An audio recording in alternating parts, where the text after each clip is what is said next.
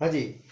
हमारा टॉपिक चल रहा था 11th क्लास का बायोलॉजी का पादप वृद्धि एवं परिवर्धन, जिसे आप इंग्लिश में प्लांट ग्रोथ एंड डेवलपमेंट करते हैं। इसमें लास्ट की क्लास में हमने ऑक्सिन हार्मोन के कार्य देखे थे।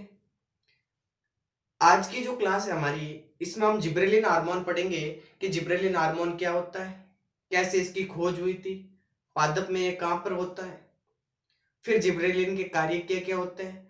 तो देखिए आज की क्लास शुरू करते हैं। सबसे पहले दूसरा हार्मोन है ये जिब्रेलिन। इसके पहले हमने ऑक्सिन हार्मोन कंप्लीट पढ़ लिया था, जिसमें हमने उसकी पहले क्लास में देखा था उसका परिचय, खोज, कहाँ बनता है, क्या होता है, कितने प्रकार के होते हैं। और नेक्स्ट दूसरी क्लास में हमने ऑक्सिन हार्मोन के कुछ मोस्टली शायद 10 कार्य बताए थे, मैंने वो देखे थे।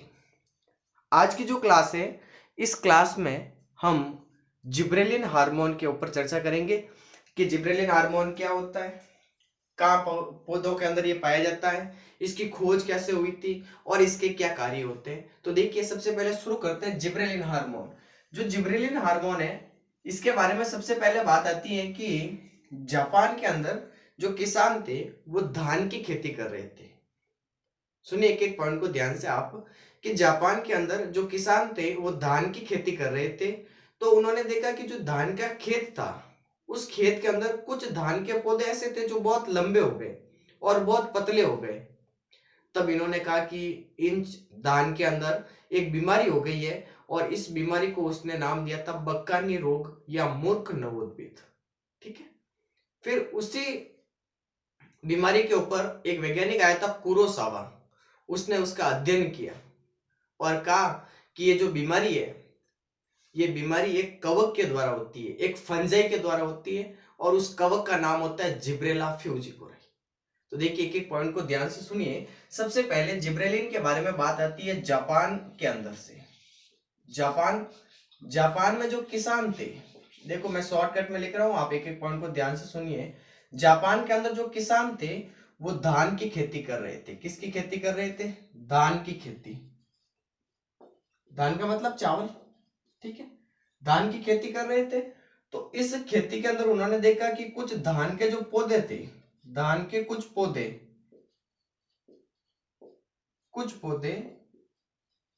कैसे हो गए, बहुत ज्यादा लंबे और पतले हो गए। अब ये वाली जो चीज हुई थी, इन्होंने कहा कि ये एक बीमारी हो गई, इन पौधों के अंदर एक बीमारी हो गई है। इस बीमारी का नाम इन्होंने कहा कि ये तो एक बीमारी है, इसका नाम है बक्कानी, या फिर इसे मूर्ख नवोद्भिद कहते हैं। क्या कहते हैं? मूर्ख नवोद्भिद। तो पहला पॉइंट आपके सामने आया है कि जापान के अंदर जो किसान थे वो धान की खेती कर रहे थे, और उन्होंने धान की खेती के अंदर देखा कि जो कुछ धान के पौधे थे वो बहुत ज्यादा लंबे थे और पतले हो गए थे। उन्होंने कहा कि इनके अंदर एक बीमारी हो गई है। इस बीमारी का नाम उन्होंने बक्कानी या मूर्ख नवोद्भिद नाम रखा। ठीक है, यहां तक नोट किया। इसके बाद में वैज्ञानिक आया था कुरोसावा। वैज्ञानिक का नाम है कुरोसावा। कुरोसावा। इस कुरोसावा वैज्ञानिक ने किया क्या कि ये जो बीमारी थी, इस बीमारी का अध्ययन किया कि ये बीमारी क्यों हो रही है, क्या कारण है, कैसे हुई ये बीमारी। तो इन्होंने कहा कि ये जो बीमारी हो रही है इन धान के पौधों के अंदर, ये जो बीमारी हो रही है, ये वाली चीज हो रही है, ये बीमारी एक कवक के द्वारा होती है। कवक का मतलब फंजाई। उस कवक का नाम है जिब्रेला फ्यूजिकोराई। उस कवक का नाम क्या था? जिब्रेला फ्यूजिकोराई। ये इस कवक का नाम था जिसके द्वारा ये रोग हुआ था। ठीक है, जिब्रेला फ्यूजिकोराई। अब ये जो जिब्रेला फ्यूजिकोराई कवक है, ये एस्कोमाइटिस वर्ग का है। एस्कोमाइसिटिस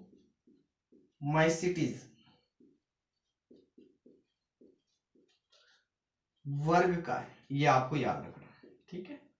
तो सेकेंड पॉइंट हो गया कि कुरोसावा वैज्ञानिक था। इस कुरोसावा ने इसकी बीमारी का अध्ययन किया और कहा कि ये जो बीमारी हो रही है, ये वाली जो चीज हो रही है, ये चीज है इस कवक के द्वारा हो रही है, और इस कवक का नाम है जिब्रेला फ्यूजिकोराई।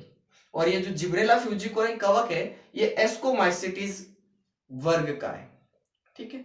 इसके बाद में दो वैज्ञानिक और आते हैं, एक आता है याबुता और एक आता है समुकी। कौन कौन से वैज्ञानिक है? एक वैज्ञानिक है याबूता और एक वैज्ञानिक है समूकी। इन्होंने क्या किया? तो देखिए इन्होंने क्या किया कि ये जो कवक था, इस कवक से एक 6 कार्बन वाला, कितने कार्बन थे? एक 6 कार्बन थे। ये 6 कार्बन वाला एक पदार्थ निकाला था, एक पदार्थ अलग किया था इस कवक से, और इसका नाम रखा था जिब्रेलिन। क्या रखा था? जिब्रेलिन। जो आज हम जिब्रेलिन कहते हैं ना, वो वाली चीज। तो ये वाली चीजें सारी खोज में आपको याद रखनी है, ठीक है? हो जाएगा यहाँ तक? देखिए मैंने आप लोगों के सामने 3 चीजें बताई है कि सबसे पहले जिब्रेलिन के बारे में बात आती है जापान के अंदर से। जापान में जो किसान थे वो धान की खेती कर रहे थे, और इस खेती के अंदर उन्होंने देखा कि कुछ धान के जो पौधे थे वो ज्यादा लंबे हो गए और पतले हो गए। तब इन्होंने कहा कि इनके अंदर एक बीमारी हो गई है। इस बीमारी का नाम उन्होंने कहा कि बक्कानी या मूर्खनवोद, ठीक है? इसके बाद में वैज्ञानिक आया था कुरोसावा, और उस कुरोसावा वैज्ञानिक ने क्या किया कि ये जो बीमारी हो रही है इस बीमारी का पता लगाया, और बताया कि ये जो बीमारी है ये कवक के द्वारा होती है, एक फंजाई के द्वारा होती है। उस कवक का नाम है जिब्रेला फ्यूजिकोराई, और ये जो जिब्रेला फ्यूजिकोराई कवक होता है ये एस्कोमाइसिटीज का है, ठीक है? इसके बाद में 2 वैज्ञानिक और आए थे, एक याबुता और एक आता है समूकी, और उन दोनों वैज्ञानिक ने इस कवक से, जो जिब्रेला फ्यूजिकोराई कवक था ना, इस कवक से एक 6 कार्बन वाला पदार्थ अलग किया था, और इस पदार्थ का नाम रखा था इन्होंने जिब्रेलिन। क्या नाम रखा था? जिब्रेलिन। ये तो हो गया जिब्रेलिन के बारे में बेसिक बातें। अब बात आती है नेक्स्ट पॉइंट की। तो देखिए आज तक लगभग ऐसा कहा जाता है कि 100 से भी ज्यादा जिब्रेलिन खोजे जा चुके हैं। 100 से अधिक जिब्रेलिन आज तक खोजे गए हैं, जिनका नाम रखा गया जिब्रेलिन 1, जिब्रेलिन 2, जिब्रेलिन 3, जिब्रेलिन 4, ऐसे नाम रखे गए हैं, ऐसे करके जिब्रेलिन 100 तक, ठीक है? अब बात आती है कि इन इतने प्रकार के जो जिब्रेलिन है, इनमें से सबसे सामान्य जिब्रेलिन कौन सा है, जो मोस्टली सभी पादपों के अंदर मिलता है? वो होता है जिब्रेलिन 3, ठीक है? तो देखिए नेक्स्ट पॉइंट है, अब तक कितने जिब्रेलिन खोजे गए हैं? 100 से भी अधिक, 100 से अधिक। और इनके नाम क्या रखे गए हैं? तो इनके नाम रखे गए शॉर्टकट में जिब्रेलिन का नाम GA। जिब्रेलिन जो पहले खोजा गया था उसका नाम रखा 1, दूसरे नंबर पर खोजा गया उसका नाम रखा था जिब्रेलिन 2, तीसरे नंबर पर खोजा गया था उसका नाम रखा था जिब्रेलिन 3। ऐसे करके करके जिब्रेलिन आज तक खोजे गए हैं 100 और इससे भी अधिक। फिर बात आती है कि इतने प्रकार के जो जिब्रेलिन है, इनमें से सबसे सामान्य जिब्रेलिन, नॉर्मल, जो सभी पौधों के अंदर मोस्टली पाया जाता है, वो कौन सा जिब्रेलिन है? तो वो होता है जिब्रेलिन 3। कौन सा होता है? जिब्रेलिन 3। तो सामान्य जिब्रेलिन कौन सा होता है?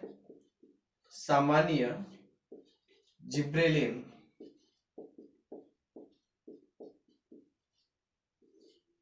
GA 3 होता है। फिर बात आती है कि जिब्रेलिन का जो सूत्र है वो क्या होता है? तो इसका सूत्र होता है C19H22O6। C19H22O6 ये जिब्रेलिन का सूत्र होता है, ठीक है? अब बात आती है कि जिब्रेलिन मोस्टली पादपों के अंदर कहां पाया जाता है? तो ये पाया जाता है पादप के प्रोशीर्ष पर, प्रोशीर्ष पर, या पाया जाता है तरुण पत्तियों के अंदर, तरुण पत्तियों के अंदर, या मिलेगा आपको तरुण बीजों के अंदर, और या फिर मिलेगा भ्रूण के अंदर, जो एम्ब्रियो होता है ना, वहां पर पाया जाता है जिब्रेलिन। ये मोस्टली जिब्रेलिन के पाए जाने की पोजीशन हो गई, ठीक है? तो ये सारी बातें आपको जिब्रेलिन के बेसिक बातों में याद रखनी है, ठीक है? अब आते हैं जिब्रेलिन के कार्यों के ऊपर। तो जिब्रेलिन के कार्य, जैसे आपने कल ऑक्सीजन के 10 कार्य पढ़े थे, वैसे ही जिब्रेलिन के भी 8-9 कार्य या 10 कार्य आपको याद करने हैं। इनमें से जितना आपको हो सके आपके क्लास के अनुसार उसको याद करने हैं, ठीक है? अब देखिए जिब्रेलिन के कार्यों की बात करें तो सबसे पहले इसका कार्य आता है कोशिका दीर्घीकरण। मैं पहले एक एक कार्य के नाम लिख लेता हूं, फिर इनकी एक एक करके चर्चा करेंगे हम, ठीक है? तो देखिए साथ साथ में एक बार आप नोट करते जाना ताकि टाइम की बचत हो जाए। जिब्रेलिन के कार्य की बात करें, फंक्शन, तो सबसे पहले इसका कार्य आता है कोशिका दीर्घीकरण। मैं एक बार कार्यों के नाम लिख लो, फिर एक एक करके इनकी चर्चा करेंगे। कोशिका दीर्घीकरण, पहला जिब्रेलिन का कार्य ये होता है, कोशिका दीर्घीकरण। दूसरा होता है वृद्धि दर पर प्रभाव, पादप के अंदर जो वृद्धि हो रही है, क्योंकि आपको पता है कि हार्मोनों को हमने जब क्लास शुरू की थी तो दो कैटेगरी में बांटा था, एक वृद्धि सहायक और एक वृद्धि रोधक। तो हम पढ़ रहे हैं वृद्धि सहायक, तो इसके अंदर वो तो नॉर्मल वाली बात हो गई कि ये हार्मोन भी पादपों के अंदर क्या करवाएगा, वृद्धि। तो वृद्धि सहायक हार्मोन वृद्धि में सहायता करता है, या वृद्धि दर वाला, ठीक है। तीसरा आता है इसका कार्य अनिषेक फलन, अनिषेक फलन। फिर इसका कार्य आता है पुष्पन पर प्रभाव, पुष्पन पर प्रभाव। फिर इसका एक कार्य आता है, वो होता है दीर्घ दीप्तिकालित, दीर्घ दीप्तिकालिता पर प्रभाव।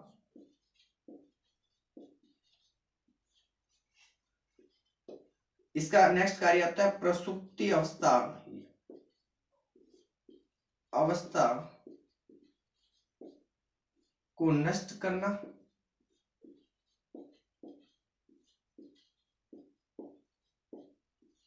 नेक्स्ट इसका कार्य आता है प्रकाश संवेदी बीजों का अंकुरण, प्रकाश संवेदी बीजों का अंकुरण।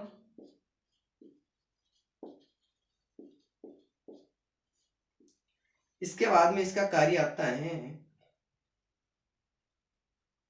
एमाइलेज का निर्माण,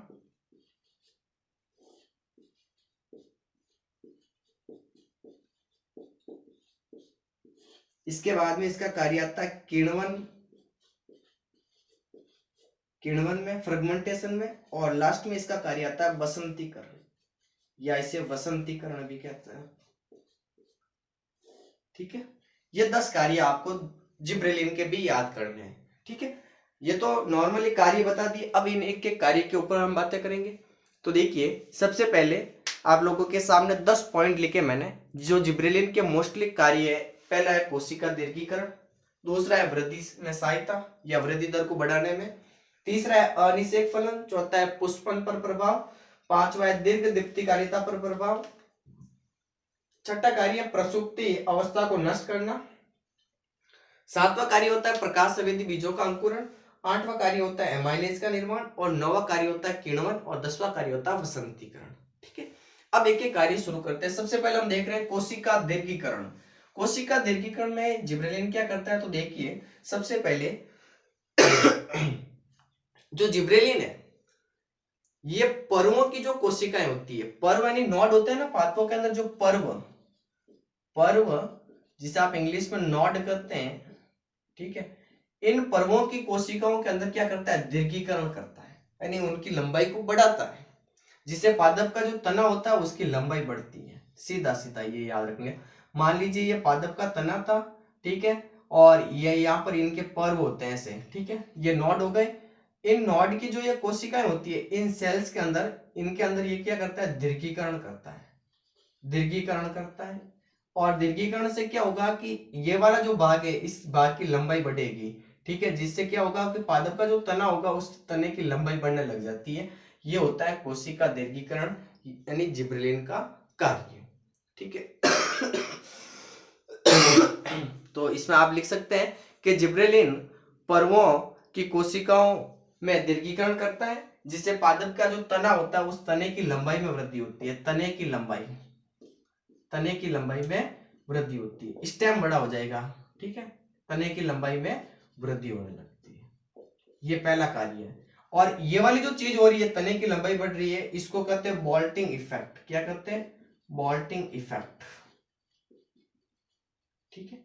ये होता है कोशिका दीर्घीकरण कार्य में। सीधा सीधा याद रखना है कि जो नोड होते हैं, पर्व होते हैं, उनकी कोशिकाओं के अंदर जो दीर्घीकरण है उनको ये बढ़ाता है, जिससे पादप का जो तना है उस तने की लंबाई में वृद्धि हो जाती है, और इस चीज को आप कहते हैं बॉल्टिंग प्रभाव, बॉल्टिंग इफेक्ट। ठीक है, ये होता है पहला कार्य।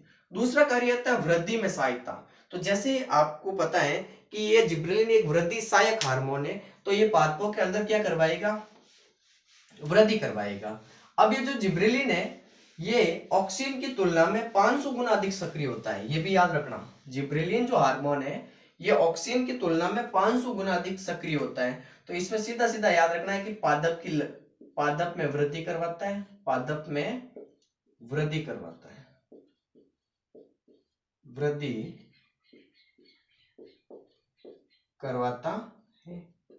और जो ऑक्सिन हार्मोन था, कल हमने जो आप पढ़ा था ऑक्सिन हार्मोन, उससे भी ये ज्यादा सक्रिय होता है। कितना गुना, तो 500 गुना ज्यादा सक्रिय होता है। ये सीधा सीधा 2 पॉइंट इसमें याद रखना होता है। ठीक है, तीसरा कार्य आता है अनिषेक फलन।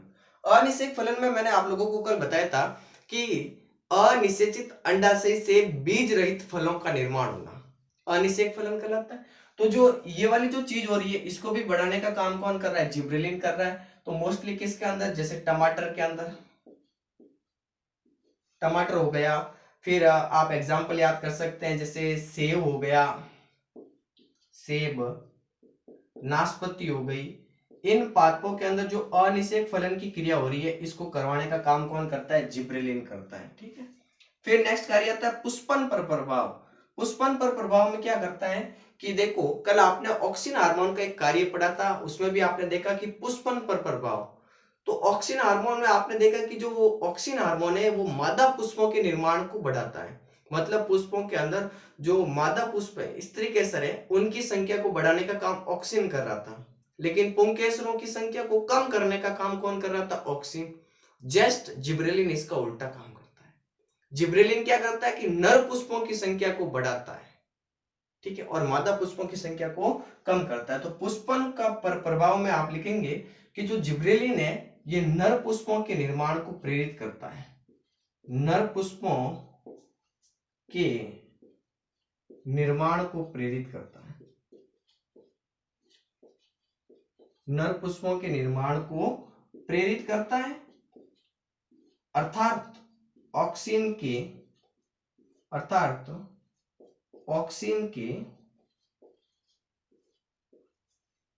विपरीत कार्य करता है। ऑक्सिन क्या करता है, विपरीत कार्य करता है। ये हो गया पुष्पन पर प्रभाव। ठीक है, अब देखिए नेक्स्ट कार्य देखते हैं, दीर्घ दीप्तिकालिता पर प्रभाव। तो देखिए सबसे पहले इस चीज को समझने से पहले आपको दीप्तिकालिता के बारे में पता होना चाहिए। तो दीप्तिकालिता हम नेक्स्ट इसी क्लास में पढ़ेंगे। तो मैं अभी थोड़ा सा बेसिक बता दूं आपको कि पादपों के अंदर जो पुष्पन की क्रिया हो रही है उसमें प्रकाश महत्वपूर्ण भूमिका निभाता है। जो लाइट होती है सनलाइट, वो उस सनलाइट के आधार पर पौधों के अंदर पुष्पन की क्रिया होती है, वो दीप्तिकालिता में हम पढ़ेंगे। फ्लोरिजन एक रासायनिक पदार्थ होता है जो दीप्तिकालिता को प्रेरित करता है। और इसी दीप्तिकालिता के आधार पर पादपों को 3 वर्गों में बांटा गया है।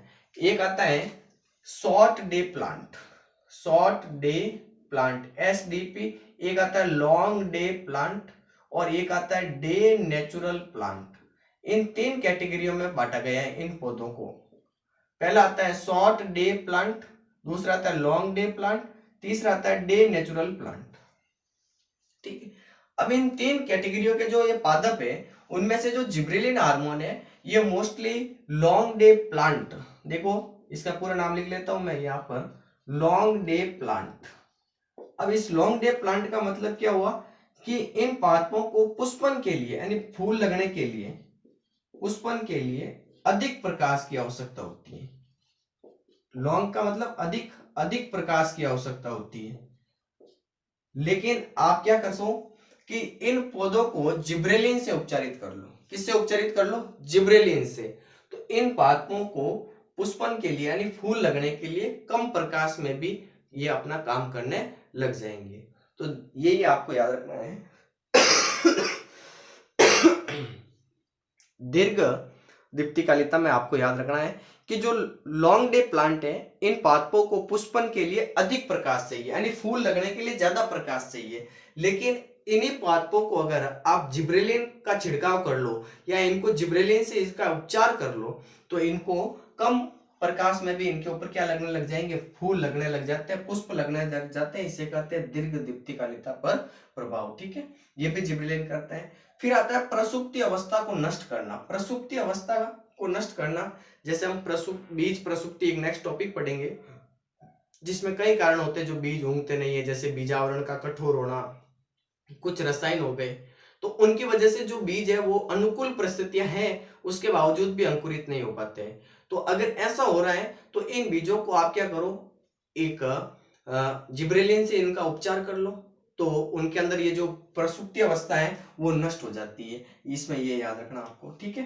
तो बीजों की प्रसुप्ति को नष्ट करना ये काम भी कौन करता है, जिब्रेलिन करता है। नेक्स्ट कार्य आता है प्रकाश संवेदी बीजों का अंकुरण। जो प्रकाश संवेदी बीज है ये क्या होता है, तो देखिए सबसे पहले आपको कि प्रकाश संवेदी बीजों का अंकुरण मतलब ऐसे बीज जिनके अंकुरण के लिए आपको क्या चाहिए, प्रकाश चाहिए। मतलब ऐसे बीज जिनके जर्मिनेशन के लिए यानी उगने के लिए आपको प्रकाश चाहिए ही चाहिए। जैसे कौन से पादप हो गए, जैसे देखो एक हो गया सलाद हो गया, एक तंबाकू हो गया, ये दो पादप है। और इन दोनों पादपों के जो सीड होते हैं, बीज, इन बीज के अंकुरण, अंकुरण का मतलब होता है जर्मिनेशन, उगने से। अंकुरण के लिए आपको क्या चाहिए, आपको चाहिए प्रकाश। क्या चाहिए, प्रकाश। लेकिन इसका इलाज है आपके पास। क्या इलाज है कि अगर ये वाली चीज है तो इस चीज को आप इस जिब्रेलिन से उपचारित कर लो। मतलब तंबाकू या सलाद के जो बीज है इनको आप जिब्रेलिन से ट्रीटमेंट कर लो इनका, तो इन बीजों को आप बिना प्रकाश में भी उगा सकते हो। बिना प्रकाश में भी क्या कर सकते हो, बिना प्रकाश में भी इनका अंकुरण हो जाएगा। ये सीधा सीधा याद रखना आपको। ठीक है, हो जाएगा याद, अंकुरण हो जाएगा।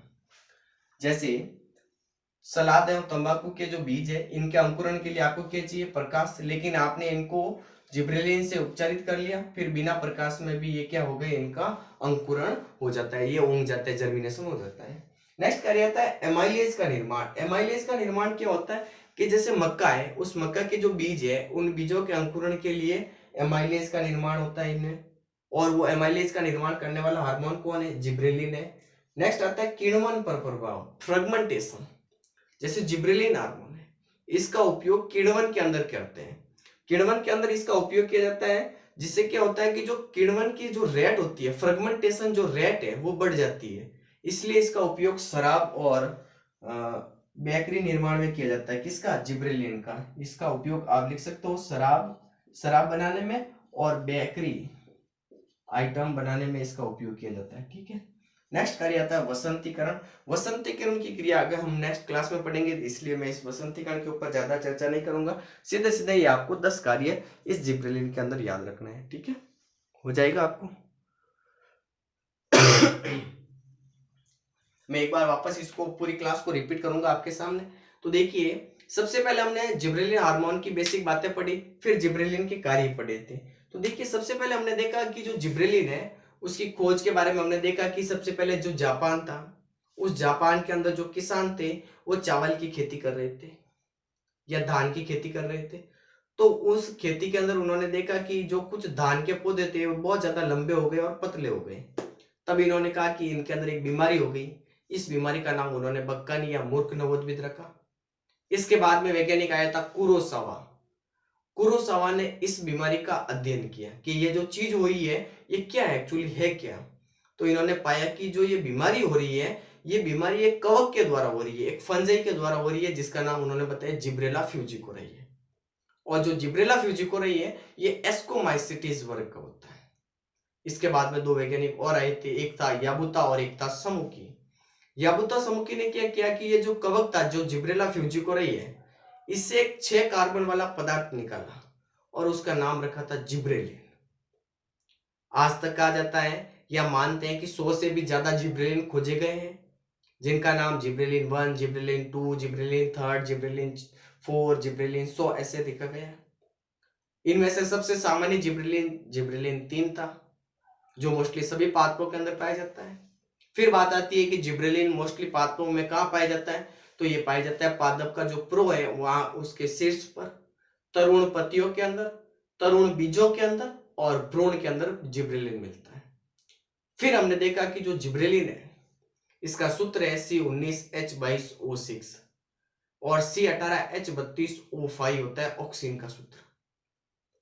फिर आते हैं जिब्रेलिन के कार्य। तो 10 कार्य मैंने आप लोगों के सामने लिखे हैं। सबसे पहला लिखा कोशिका दीर्घीकरण, जिसमें आपको याद रखना है कि जो जिब्रेलिन है ये पर्वों की जो कोशिकाएं हैं उनके अंदर दीर्घीकरण को प्रेरित करता है, जिससे जो पर्व की लंबाई है वो बढ़ जाती है और पादप के तने की लंबाई में धीरे धीरे वृद्धि होने लगती है। तो इस सीधा सीधा याद रखना है कि पादप के अंदर जो तने की वृद्धि हो रही है या तने की जो लंबाई बढ़ रही है उसको बढ़ाने का काम कौन कर रहा है? जिब्रेलिन कर रहा है, और इस चीज को कहते हैं बॉल्टिंग प्रभाव। फिर हमने देखा वृद्धि, तो वृद्धि सहायता करता है, वृद्धि की दर को बढ़ाता है, ऑक्सीजन से भी 500 गुना अधिक सक्रिय होता है। कौन? तो जिब्रेलिन। फिर आता है अनिषेक फलन, जैसे टमाटर है, सेब है, नाशपाती है, इनके अंदर जो अनिषेचित अंडाशय है उनसे बीज रहित फलों का निर्माण करता है, उनको प्रेरित करता है जिब्रेलिन हार्मोन। पुष्पन पर प्रभाव, नर पुष्पों की संख्या को बढ़ाता है, यानी ऑक्सीजन के उल्टा काम कर रहा है। ऑक्सीजन मादा पुष्पों की संख्या बढ़ा रहा था, ये नर पुष्पों की संख्या बढ़ा रहा है। दीर्घ दीप्तिकालिता पर प्रभाव, मतलब लॉन्ग डे जो प्लांट होते हैं इनको पुष्पन के लिए यानी फूल लगाने के लिए ज्यादा प्रकाश चाहिए, लेकिन आप इसको जिब्रेलिन से उपचारित कर दो तो कम प्रकाश में भी इन पे फूल लगने लग जाते हैं।